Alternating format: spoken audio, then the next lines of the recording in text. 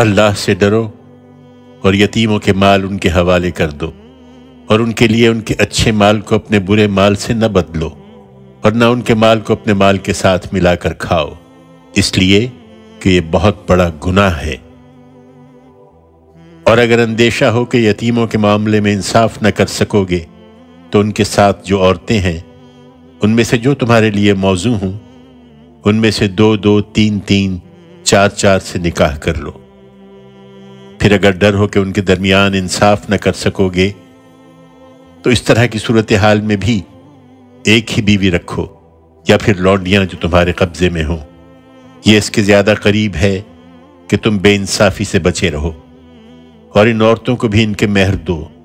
مہر کے طریقے سے۔ پھر اگر وہ اس میں سے تمہارے لیے اپنی خوشی سے کچھ چھوڑ دیں تو اس کو البتہ تم مزے سے کھا سکتے ہو۔